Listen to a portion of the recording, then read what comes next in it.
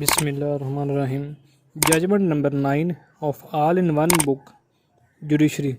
Supreme Court monthly review recorded by Saddam Chaudhry, Baba Farid, Shorthand and typing.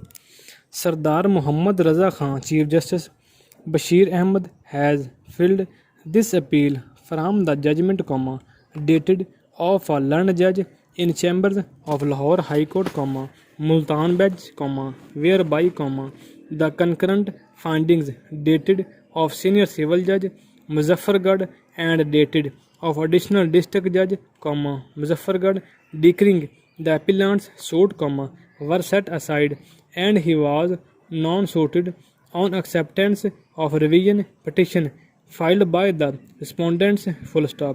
Brief facts of the case are that 146 canals, 19 marlas of land belonged jointly to one Mahmood, son of Karim Baksh, and his wife Mrs. Hayat Khatun.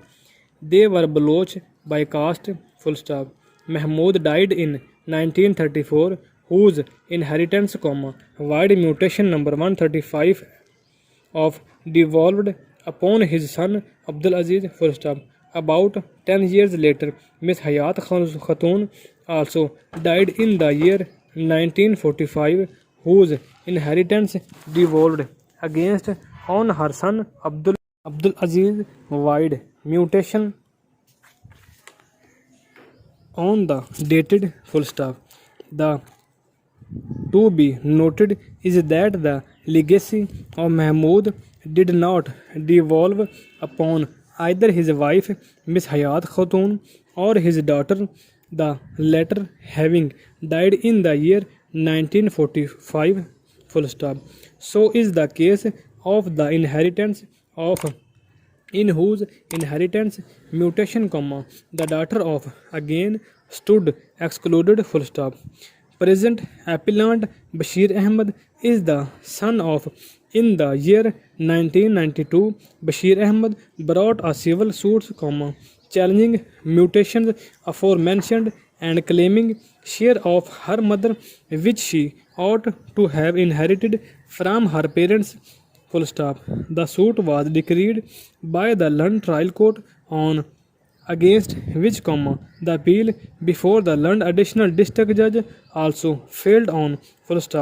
The London High Court, while exercising revisional jurisdiction, observed that the London two courts below had fallen into error of misreading and non-reading of evidence that led to misappreciation of law and miscarriage of justice.